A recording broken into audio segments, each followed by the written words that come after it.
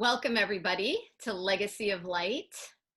Today, we are so fortunate to have the amazing multidimensional being Hemma Haridin with us. She wrote an incredible book titled From Homeless to Healer, A Journey Through Entrepreneurship, Awakening, and Merging with My Higher Self. I cannot recommend this book enough. Hemma has been also my personal mentor.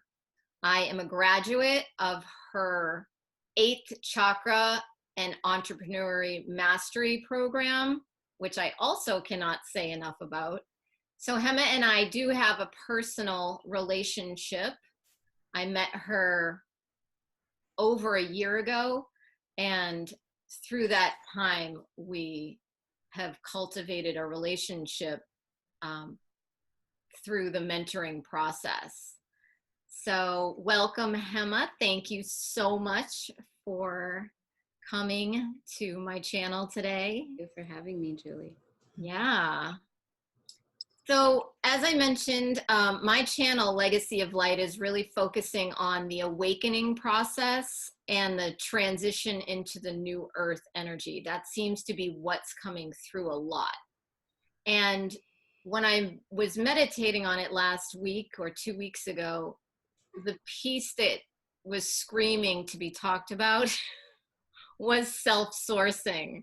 And then directly after having that loud bolt of energy come through me, it was Hemma. So that was why I contacted you specifically to talk to us today. And then, of course, you can add in whatever else you want. A lot of people don't know who you are. You might want to talk about your story, how we ended up here together, like that. Yeah. So about 3 years ago,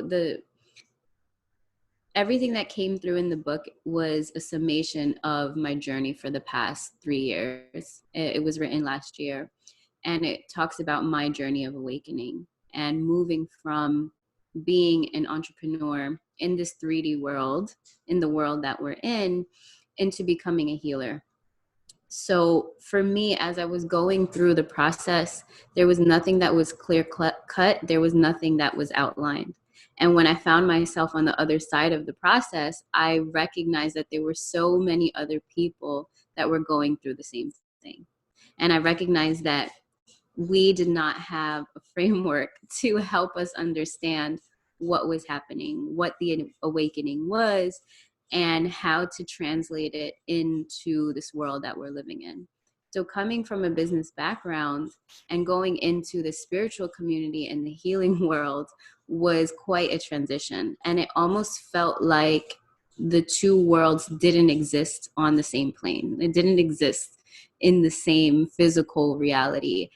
And after coming back down, I realized that everything coexists. Everything exists in the same space. And even as you're embarking on an awakening journey, you're never leaving your old life. You're never leaving who you were.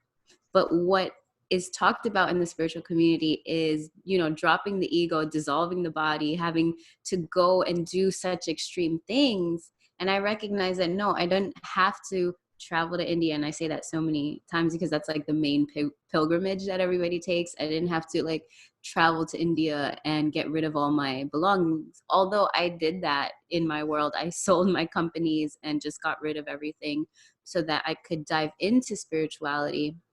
Very quickly, I realized that it was about merging.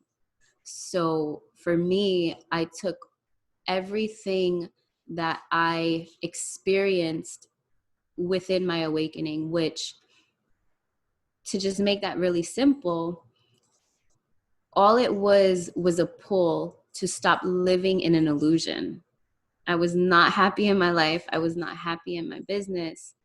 I knew that my soul wanted more. I knew that I had a deeper purpose. And I feel like that is something that everyone can relate to. They get to a point where they're in their job, no matter how long they've been there. Most people have probably been in a job for 5 to 10 years or whatever it is, but you get to a point where your soul wants to expand and it wants to experience more.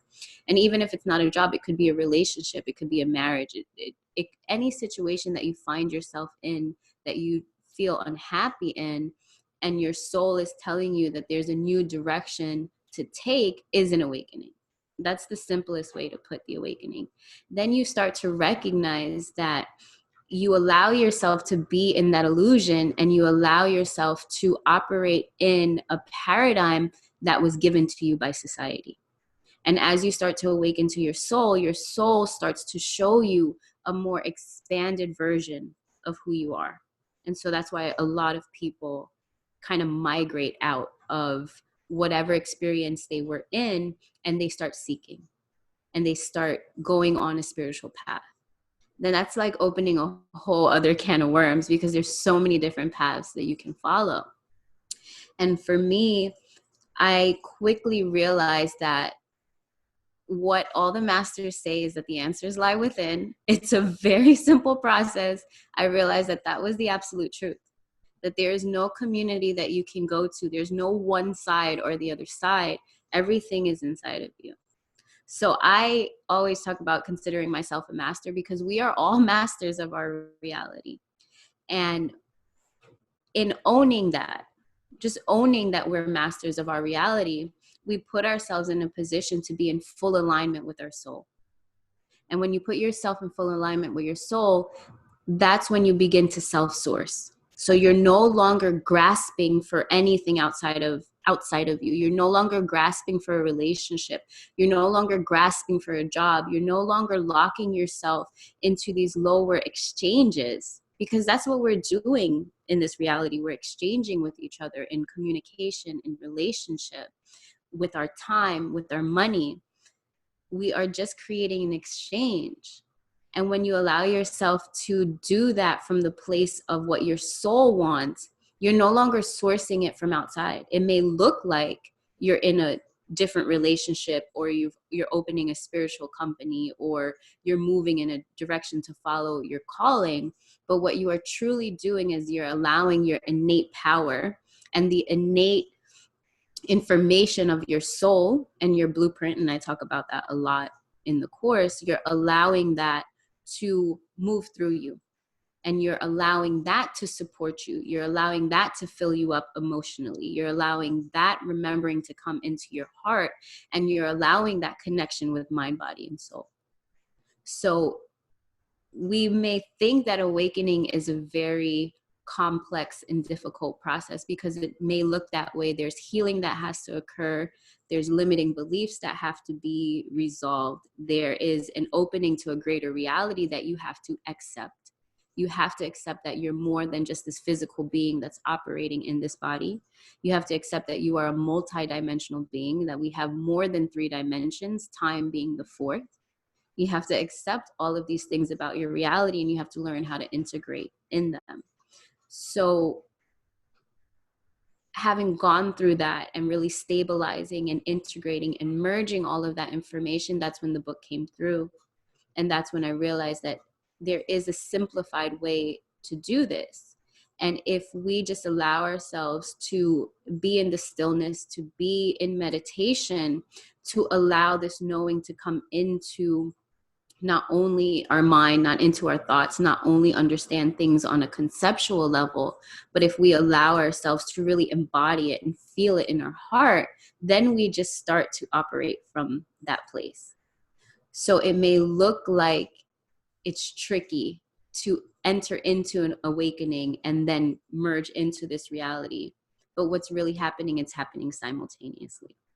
So going through that process, then I wrote the book, which got written in 4 days. So it was just completely from that place of full alignment.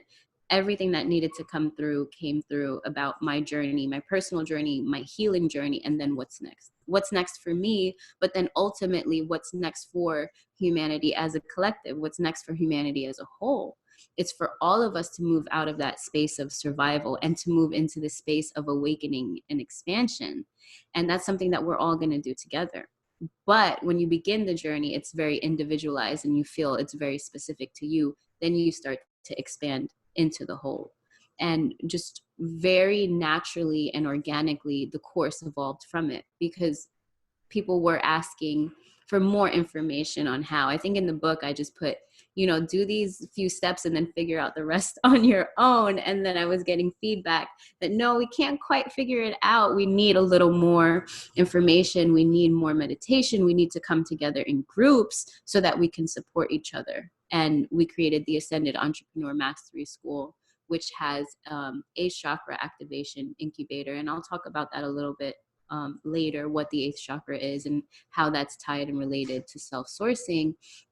And then the next step to that is actually creating an entrepreneurial venture, because of my background as an entrepreneur and the success that I had in opening a franchise at a very young age and navigating the business world. I was able to take all of that and then create um, a company from the place of my soul's blueprint and what I'm here to do, and really allow myself to merge who I was on a spiritual level with, all that I am in this reality, with exchange and commerce and finances and clients, and having that experience that really brings us into a place of being able to have freedom, have true freedom. Everyone talks about financial freedom and freedom of time, and in the spiritual community and law of attraction, it may seem so far-fetched, but there's a way to bring it all here and do that. So I know the question was super simple about like who I was, but that's the simplified version of it. So yeah. I really would love for you to touch on meditation. Mm-hmm. And these are buzzwords that get a lot of traction out in the world. But as both of us know, you can get lost in all of that. I myself studied Buddhism for over 10 years. And I mean, it was meditation after meditation after meditation until I let all that go Mm-hmm. and just literally watched my own mind. What advice and practices would you recommend for people who are just starting out, all the way to people like I used to be, who are like advanced spiritual practitioners, yoga teachers, who are still kind of chasing their tail, trying to Mm-hmm. get some traction in their spiritual expansion? Mm-hmm. What I find is that there's no difference. It's a very subtle difference from being a beginner to an adept. Because when I entered the spiritual community, the spiritual people were having the same issues, not being able to control their mind, even though they've been on the path for 10, 15 years, not being able to really quiet the mind and not being able to function in society. So it was like you leave one world and you enter the other world and they're still having the same issues. And I was like, well, what's going on? And I love an accelerated path. I'm not going to sit here for 10 years doing something that's not going to work for me. Like I'm just not. And I know most people are not going to do that either. And there's no reason that you will need to. Meditation is the key. And all that means is taking the time out in your day to sit and be a witness to what's happening. So when you can recognize that your mind is a mechanism that allows you to operate in a body. The mind is a mechanism where it just creates commands. Your brain creates commands for you to function in this reality. And the way that those commands were created were based off of your experience. So if you realize that what you want to do is create a new experience in your life, then you have to rewrite the command. You have to rewrite the program. And the way that you rewrite that program is through meditation, is through just sitting, observing what commands or thoughts are running through your mind right now, taking note of them. So I always used to have a journal. I probably still do have a journal right by me when I'm meditating. You Allow yourself to be still for a second, just like this. And a perfect example would be how you just took that pause before you asked the next question, because you took a pause and you felt into like what would be the most relevant question to ask. What everyone needs to do is just learn how to take that pause when we're in motion. It's easy to get caught up with everything that's happening in your day-to-day life. Meditation allows you the space to just sit for a moment and witness and evaluate what has just occurred. So you sit in meditation and you can just look at how your day just went, what things occurred in your day that you felt like were out of your control, and you feel into those thoughts. And when I say feel into, it's a simple process of being able to observe the thought that's passing through your mind, and then being able to feel into what your heart is really saying about it, because they're usually two different things. And most people know this because they're like, oh, I made a decision with my rational mind, but my heart wanted to do something else. And that's really, really common. So meditation gives you that space to see what is operating in your mind that's different from what your heart wants. And you just sit and you start to take note of that.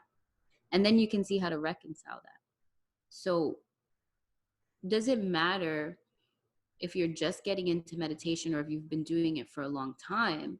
You can do the same exact process, because even those that have been meditating for a long time, sometimes you have to dive into, well, what was the intention for your meditation? Was it just to clear your mind? Because for me, that's not what meditation is. Because if I didn't want to have a mind and I wanted to just be a blank slate, I wouldn't be living in the middle of a city right now. I would be in a mountaintop where I wouldn't have to deal with life. I wouldn't have a 14-year-old daughter that I have to take care of. It requires thoughts, but it requires thought, aligned thought and aligned action. So meditation will get you to that place of heart and mind coherence. And that's really the first step. And then you're able to see where you've been acting from limiting beliefs that you programmed in from early childhood, where you're just acting from a pattern that's not serving you, a bad habit.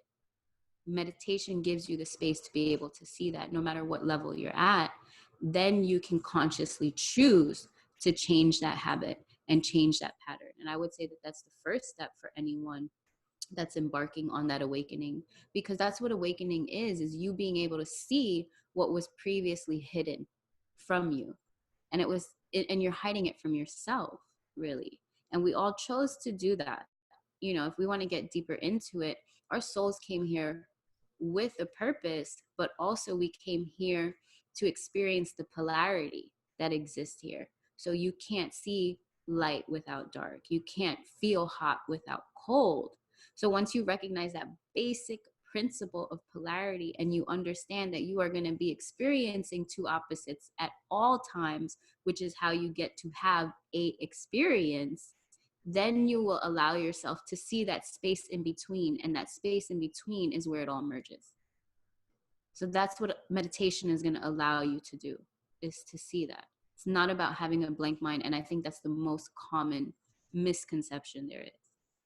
And then when you allow yourself to sit in that space, then your soul can speak to you. But if you don't take that moment to just sit and breathe and connect in with your body, connect in with your heart, you're not going to be able to speak to your soul. And that's the simplest way to start a practice and then to go deeper, because then there's all these multidimensional facets that you can start playing with. But if you don't have that baseline, there's no need to go further. So that would be the first practice that I would offer to anyone. And then how do you know when you need healing?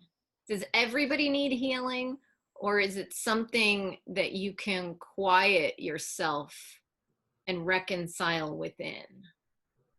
That's a beautiful question. That is a beautiful question. I would say, first, let's define healing as expansion, because most people look at healing and automatically think that something's broken. There's something broken inside of me that needs to be fixed. And the way that I like to use the word healing is in the context of expanding. So there's something inside of me that's contracted, and I want to expand into more wholeness. I want to expand into more knowing. So in that aspect, I would say, yes, everyone needs a little bit of that. But if you're looking at it in the old way where, oh, there's something broken inside, there's a personality disorder, like all this Freudian, whatever, like all of this psychology, then no, not everybody needs that. It just takes awareness. It takes awareness of why you're doing what you're doing. If you allow yourself to go in meditation and be still, then you're aware of what your patterns and programs are. Now, if you feel like that you can't resolve them on your own and you need a facilitator, then yeah, you need healing. But if you can sit in meditation and say, oh, I'm yelling at my partner right now because I was wounded as a child and I'm feeling abandoned, I'm not going to do that anymore. And I'm going to allow myself to stop reacting. I'm going to allow myself to stop yelling at my partner because I know what's triggering me. And if you have the discipline and you have that commitment to yourself to change your behavior in that moment, then you're self-healing. It really is as simple as that. And this is why people go to spirituality, is because they're having all these negative emotions that they can't deal with. But if you give yourself the space and the time to realize that you don't have to act out the negative emotion, that negative emotion is just coming from a sense of separation. And if you can allow yourself to come back into that wholeness and see both sides in meditation, then you can self-heal. That is the first step to resolving any limiting programs or beliefs that are in your mind that are stopping you from connecting your heart. So that answer is both yes and no. I mean, a lot of answers are going to be both yes and no. It does depend on the individual, but that is a big first step. And that was the big first step for me. I was not happy in my business and I was not happy in my marriage, and I knew I had to leave, but I didn't have the strength to leave. So I went on a healing path to give me that courage, to give me the other perspective on why I had to remove myself out of an unhealthy relationship. And then I was able to start going into meditation after I did find the courage to leave. Then I was able to go into meditation to see, okay, so what's next? What do I do from here? Because usually we think that those endings are the end. And I was married for 11 years, so I know so many people that are in these positions. They're in a relationship or they're in a job and they just do not see what's next. When you make that decision that this situation is no longer serving you, you do go into meditation to see what's next for you. But you're not going to be able to see it until you come to terms with there's something that's limiting inside of you that's not allowing you to see the vast perspective of it. And it really is as simple as that. So most people that awaken do have to have some sort of healing, and the way that it looks like is it's individual to them, because there's so many modalities out there. There's psychotherapy, there's Reiki healing, energy healing, there's breath work, shaman work, plant medicine. There's so many things, and you'll just know what's right for you when you allow yourself to start with meditation, because you're starting with yourself. Then you can have a healthy relationship with healing, because some people can get stuck in healing forever and not experience true awakening, not experience true expansion, because they think they're not there yet. But that might be a whole other interview. Yeah, that's a very good point. I think you and I, just to touch on this for a moment, when I came to you, or when we met, that's where I was at. I was in the place in my life where I finally saw the pattern. And it felt like this, where I was like, oh my God, I've already healed that. Mm-hmm. But I was still in the play of thinking I hadn't. Mm-hmm. So the same situation, different players, came back around again. And it shocked me. And I realized I needed to, I needed some help, because I was like, how am I still here? It was like being in a a sci-fi movie. And to touch on maybe something we'll talk about soon, but that's what the cohort experience, the eighth chakra mastery course really helped me with, was clarifying, attuning, toning, and moving. Like move. And it was quite joyful for me. It was all very, very, it's still very positive. um yeah, so thank you. Yeah. Yeah, and that's the next step. So then that's when you enter in the eighth chakra, right? Because then when you're able to go, okay, so there's more than this body. And in spirituality, they always talk about the 7 chakras that are in the body, and you can work on them forever, for lifetimes and lifetimes. But then that you get to a point where you can connect to your soul, you can connect to a greater cosmic reality. And this is like the sexy part of awakening that everybody likes, like, like that going out there and being out of the body. And then you get to experience, I just use the term eighth chakra because it does give it a framework where people can understand, instead of saying that, yeah, there's you outside of you and it exists in the cosmos, and you're like, well, how do I get there? Okay, just eighth chakra, that's the button on the elevator that you want to press to then tap into the gateway of the cosmos. And you'll be able to get there in meditation after you've cleared out everything else that we just spoke about, the thoughts, the limitations, the old patterns. You'll be able to get there and see yourself as a multidimensional being. Not only see, but feel yourself as a multidimensional being, and then feel all that information come in, which is the information of your blueprint, which will just show you, like, yeah, this is the next step. This is what's here for you to do. This is where you need to go on the path, especially when you allow yourself to feel who you are in the multidimensional realm. And then you like come back and you even look at your hands and you're like, okay, how am I still here in this body? How is this happening simultaneously? You're going to need an anchor. And so by connecting in that eighth chakra and connecting it into your entire body system, you bring that anchor in back here. And just to give an example, we went to mail some packages yesterday, and the person at the shop, and you wouldn't even think that they would be in this spiritual realm at all, and his dog's name is Aura. And I was like, how do you spell that? And he goes, no, aura, like the glow. And we were just like, yep, okay, you got it. You got it.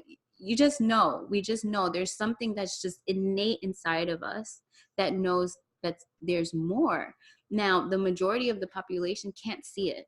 There are quite a few people in the population that can see the aura, and there's aura readings. There's even some type of device that does photography of the aura, just things like that.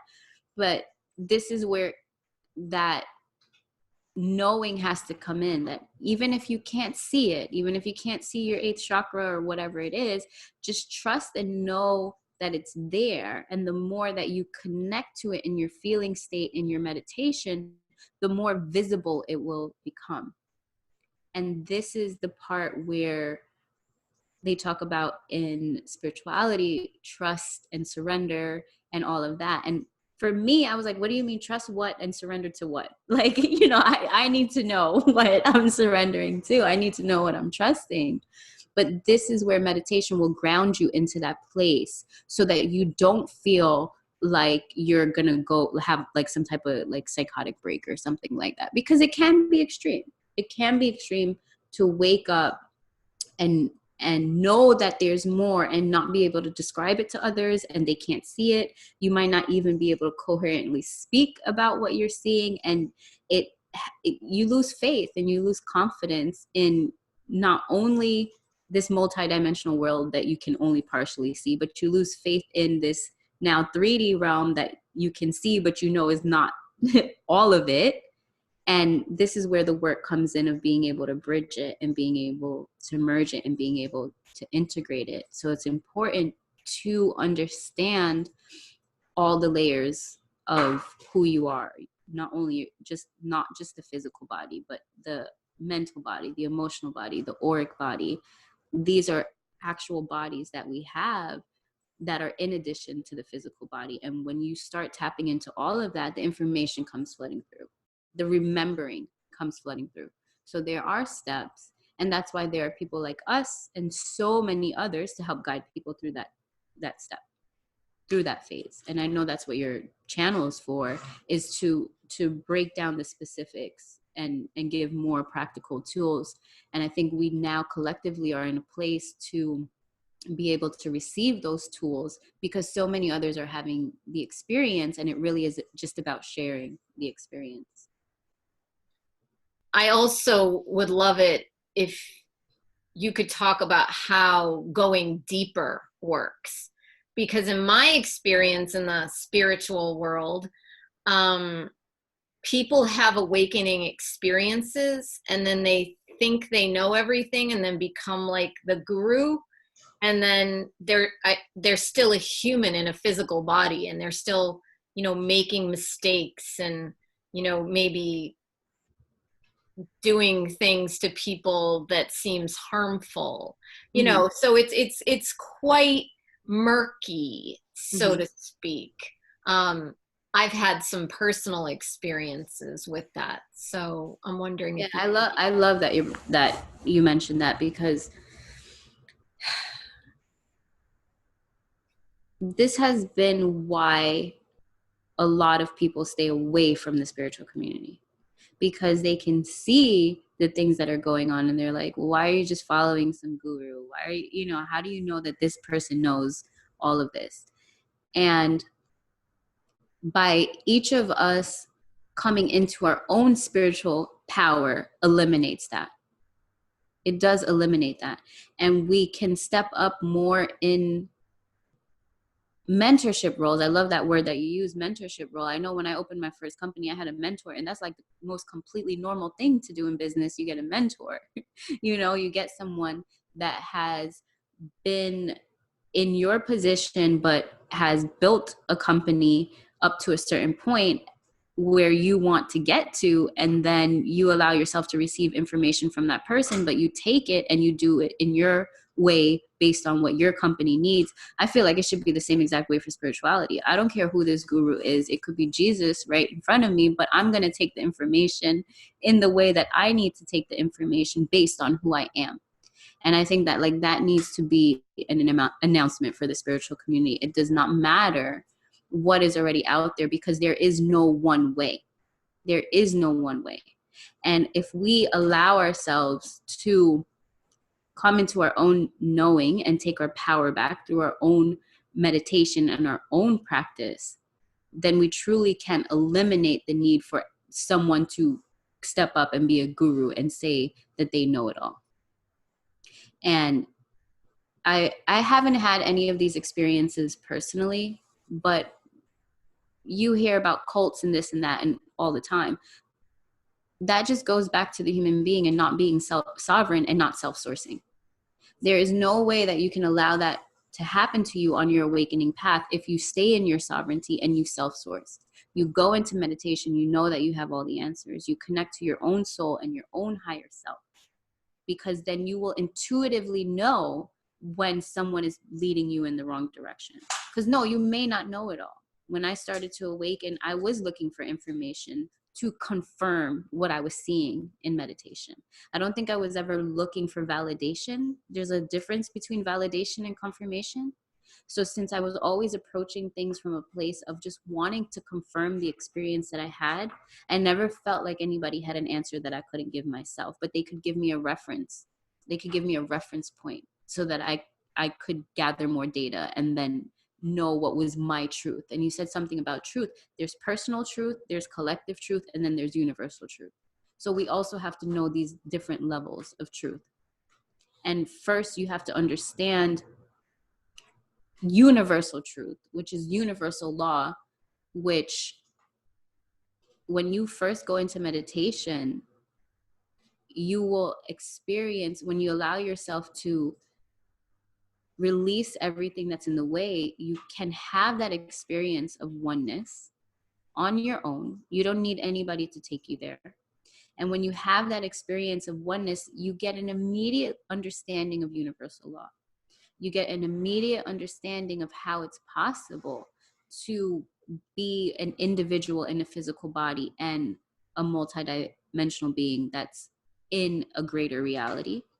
And then if you just anchor in that, then you will know how to have discernment on all the other information that's out there that bridges that greater experience, because the experience can be so vast you may not know what to do with it. And that happens to a lot of people. It's so vast and you feel like you're God. This is like what happens with the gurus, right? You feel like you're God. You actually do remember that you're God in a body. You remember the extent of all that you are. But then when you're coming back into the human experience, it seems so unreal and so impossible that these two states could exist within your own being. And what bridges that is just the knowing that it is possible. It is possible for these two states to exist. And in fact, it's what you are innately. And if you can anchor in that belief, then everything else comes easily. Everything else comes easily. Everything that you need to know, what your next steps in your life are. And you won't ever have to go to anybody from that place of needing the answer from them. Then you can go to them from the place of you being in your mastery and your knowing, and have an even exchange. Not have an exchange where you're placing them above you and you're placing yourself less than, which is what's happening in the spiritual community with gurus. And not just in anything in general. It could be in a personal relationship, in a business relationship. We tend to place ourselves less than another being that we see that has gotten somewhere or gathered some information. When we see ourselves as equal to all that is and everyone, then we're able to have a very healthy exchange that allows both people to come into their empowerment. I love that. So maybe we could revisit the eighth chakra piece again, because most people know what the seven chakras are. Maybe you could just do a quick overview of the seven chakras, and then you mentioned something about, I know, it's funny. I'm like, a quick overview of the chakras. I mean, I've only been talking about the chakras for like my entire existence. So there's just a lot of information online about the chakras. I think that's why. I think the most important thing for everybody to know is all you have to do is in meditation, feel into your energy centers, right? And feel into your stomach, feel into your heart, feel into your throat, feel into the space above your brow. And when you go in with the intention of knowing that there are specific circles of energy there that are specific to your experience, you can get the information that you need. That's what's most important to know. And these areas are related to your organs. They're related to how you operate as a human being on the physical level and the emotional and mental level. And if you allow yourself to have communication with these centers, then you can open up to more. Then you can open up to what's next beyond the body. And that's where the eighth chakra comes in. So you don't have to be an expert in anything. You are an expert just by being you. Like you are an expert of you. You know your body. You know how you operate. You know your personality. You know how you act. You know what you want to keep and what you want to change. And you allow yourself to just feel into those centers, and you allow yourself to get to know the energetic centers of your body. So I don't think that there is, and you know in the course, I don't give a lot of description. There's a lot out there and you can use them as reference points, but use your own intuition as reference points. Because, and I know that a lot of people say, but oh, my intuition is off. No, it's on. You're just not listening to it. So go back, go back and see when you didn't listen to it, because the fact that you know you didn't listen to it tells you that you have it, and tells you that you are an intuitive being by nature.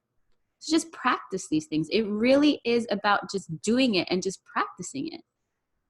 And to become a master in the awakening, or to master yourself, right? That's what it's about. To master yourself is to take the time to do that practice. And that eliminates the following, the communities, the teachers, the gurus. It eliminates, because if you allow yourself to get your own information, which you can, you always have been seeing this reality through your own perception, through your own lens, through your own knowing. If you allow yourself to take that up to the next level, to get more information, not just to get the information from what exists physically in what you can see, touch, and feel. If you take that same knowing of whatever you are as an expert on in this world, whether it's your job or whatever, your mom, whatever it is, if you take that level of confidence into your meditation and say, okay, if I know how to operate in whatever it is that I'm doing, and I have a desire to awaken, I have a desire to remember more of who I am, let me take that same level of knowing that I can get the answer for the next thing that I want to achieve in life. Because what do you do when you want to perfect a craft? You go into whatever it is that you're asking to learn, and you get information. You get information and then you apply it. So this is no different from wanting to pick up tennis and going to a tennis instructor or reading books or whatever, and then finding your way that you swing or that you hit or the way that it works for you. This is no different, except there's not going to be an instruction manual in the way that it's going to be, for tennis. It's going to be more based on your feeling. It's going to be more based on your intuition. And it's going to be based on the trust that you have in yourself. And that is the key to life, is just trusting yourself. So for you to truly unlock your 8th chakra, open up to that gateway, you just have to trust yourself. You have to trust that whatever you sit and you receive in meditation is the answer, and that you are giving it to yourself, and that you can keep going higher and you can keep mastering more, and you don't need anybody to validate you. That's my take on the 8th chakra. Thank you, Hemma. Well, what that brought up for me, and this is what's, I think my first YouTube video was on, this came in so strongly, was the piece about giving ourselves permission. That came through so strongly for me, to really focus on giving myself permission, and then allowing, being with myself, asking myself the questions, and trusting myself. Mm-hmm. And that is, to me, the definition of self-sourcing. I mean, everything you just said, but we have to empower ourselves, and that's the key. And the thing you said about validation versus confirmation, Mm-hmm. I realize now in you saying that it's so clear why I felt like I needed a teacher. Because I remember the day I asked myself to give myself a teacher, a physical teacher. I was getting all my teachings seemingly from a tree, not a tree, but trees. Mm-hmm. And I mean, meditations were downloading, everything was downloading. And at some point, and I was alone a lot. I was in nature alone. And after some time, I thought, I think I might be going crazy. So I asked for I literally said these words to myself: send me a physical human teacher. And that's kind of how that started, when it should have given me confirmation, because it did. Mm-hmm. But then there was a piece of myself that needed to be healed. And so I was seeking also the validation, because having a teacher validated that I was worthy. you know? And so I had that experience with a teacher and a group of people, and it was a very positive experience. Mine was very positive.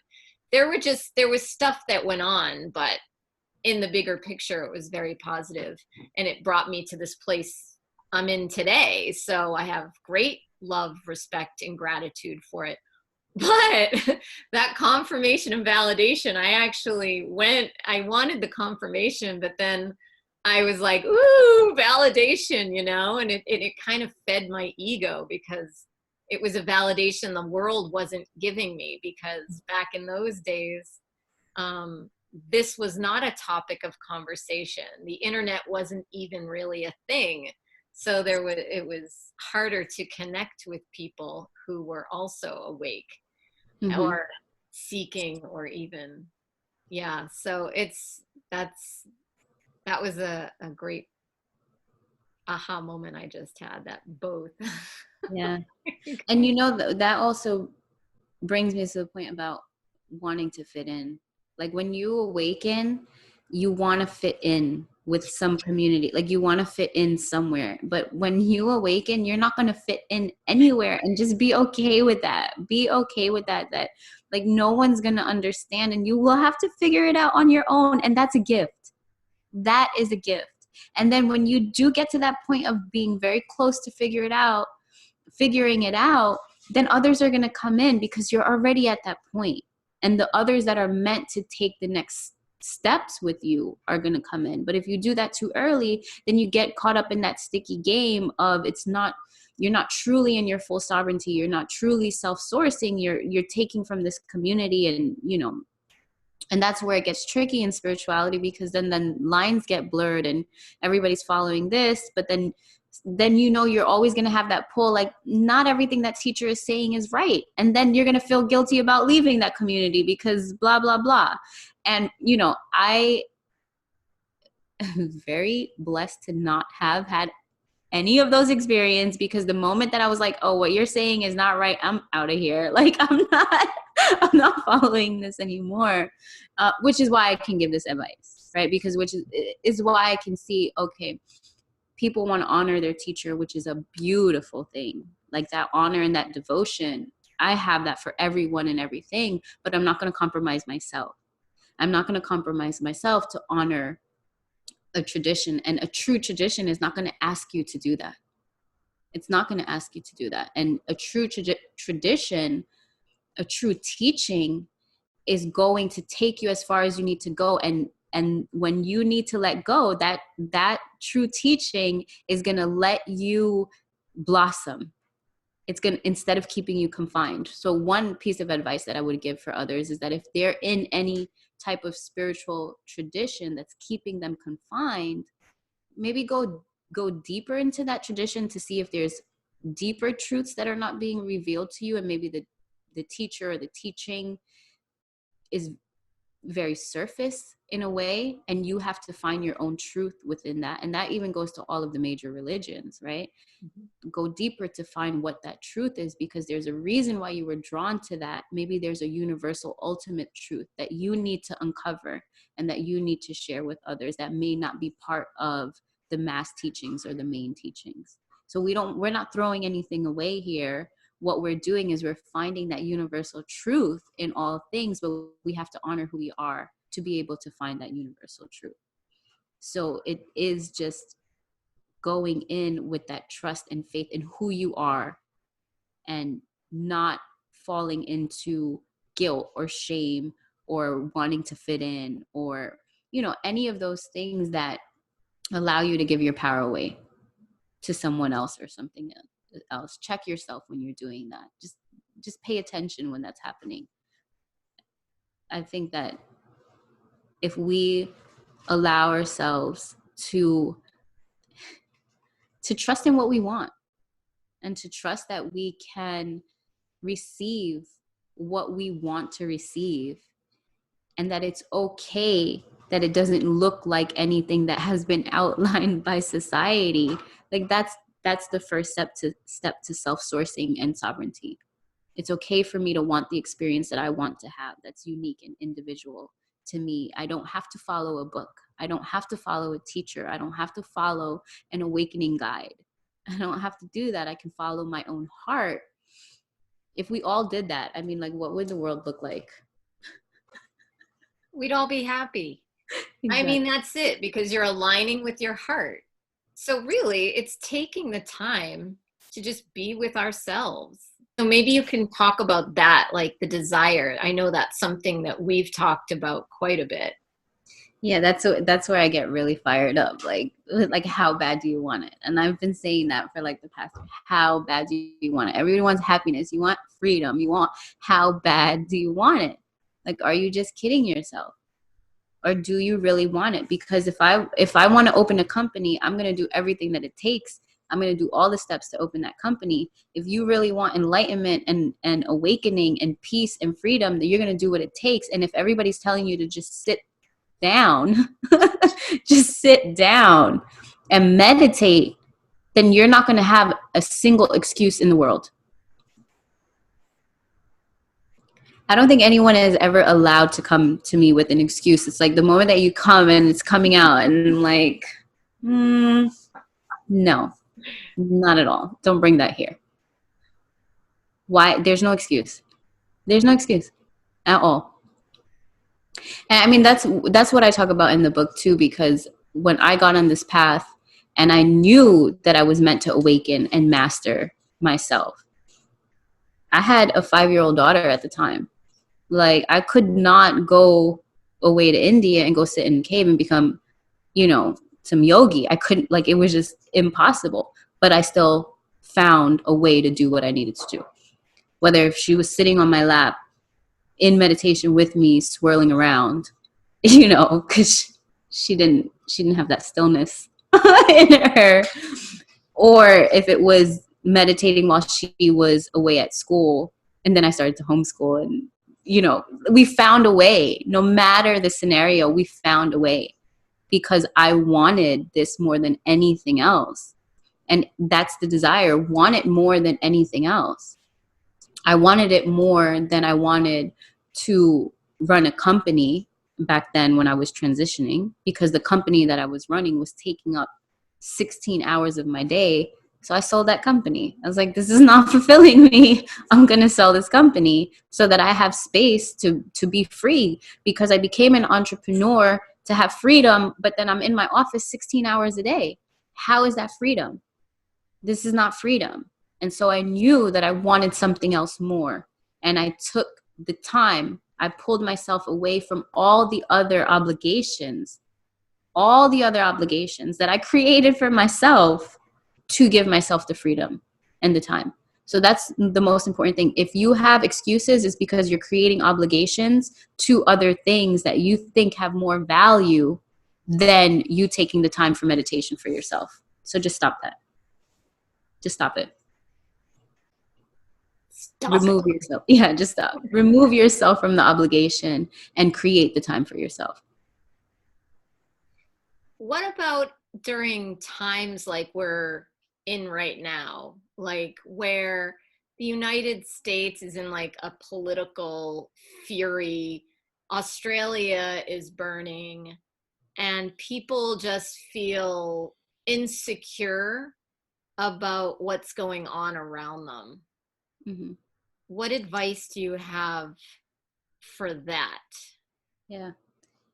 Your government cannot control what your soul experiences. That's it. Your government cannot control the experience of your soul.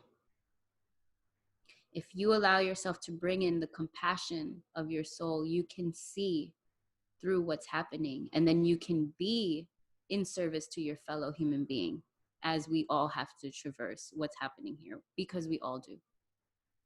So the key is to bring in the compassion of your soul, and to bring in the compassion of your human nature, so that you can assist your fellow human being, and know that your government or whatever it is does not have control over that in any way whatsoever. That's all I really want to say about that. And what about like the natural disasters and that kind of thing? And Earth is having, tired of our shit. So what was that? Earth is tired of our shit. That's what I So tell people. you don't take care of your planet and you expect it to do what it needs to do for you. This is why we all have to take responsibility. Take responsibility for the role that we played as consumers. It's not the government's fault that they produce so much. Stop consuming so much as a human being. This goes back to self-sourcing. Agreed. Whew.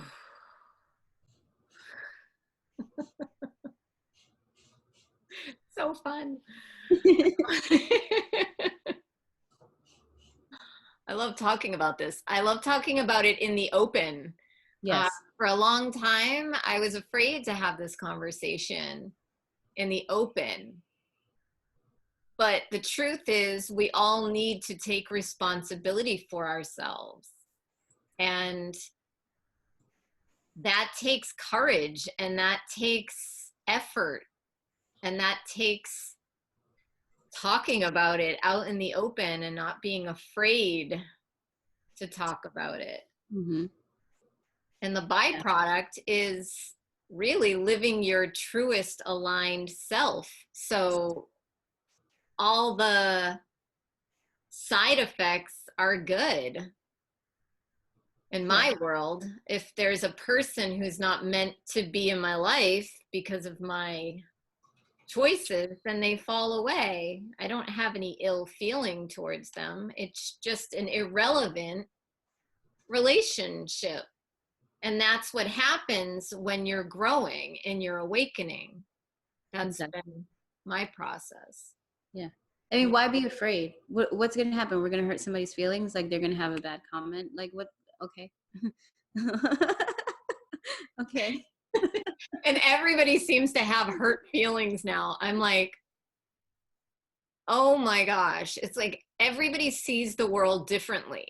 Mm-hmm. So don't put your stuff on me. You take responsibility. I'm happy to help you with that. Exactly. Don't put your stuff on me. Exactly. It's a game of projection. But if we all allow ourselves to see the highest truth and feel it from that place of, yeah, we really are one. Humanity, we need to come together. We need to stop arguing with each other, and we need to come together to create solutions. That's ultimately what this awakening is leading to, is creating solutions so that we don't have the fucked up government. We went this whole interview without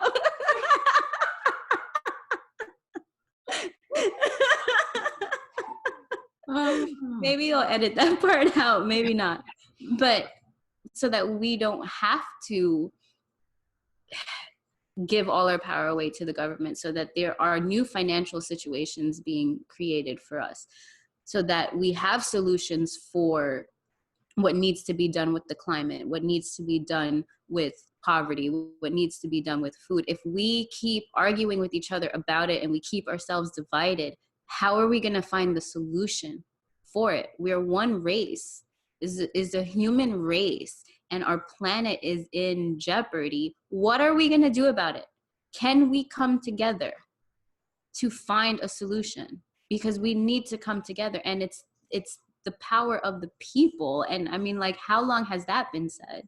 But each person has to individually step up. So the first way to step up is getting your own energy in check, self-sourcing.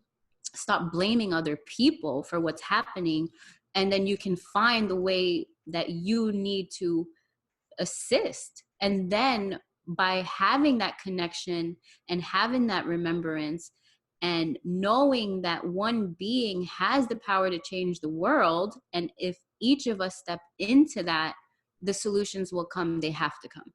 But if we don't have faith in that, then the government is going to tell us what we need to do, and we're going to think that they have the answer. And we need to stop doing that. We've been doing it for far too long. I'm going to make that a PSA. You know how I do those on my Instagram? We're going to make that one. Agreed. Yeah. And that's the whole point of this channel, is for us to take responsibility for ourselves, but to go deeper, you Mhm. know, and stop the blaming, get to the heart of the matter, literally, by Mhm. sitting with yourself, understanding your magnitude, and growing within that, and then taking it, you know, where it needs to, where you need to go. Mhm. But coming from a place of grounded awareness. Yeah. Yeah. And to sum it up, it's like, take the we talk about magnitude a lot, right? And I know we were saying things about gurus, but the power of that silence, the power of that stillness, the power of entering that deep state of spiritual surrender, taking that and then bringing it to the world that we live in, and taking all of that energy and bringing it into creating solutions, is the next phase. It's just the next phase in our awakening Yeah. as a collective. Compassion in action. Yeah, I love it. Well, thank you so much, Hemma, for coming and talking to us today. I appreciate you so much. Thank you, And Julie. I will leave all your contact information, your Instagram, your all your feeds in the link below. And so people can find you online. Yeah, Thank you so much. And thank you for this channel. It's amazing. I love what you're doing. I love it too.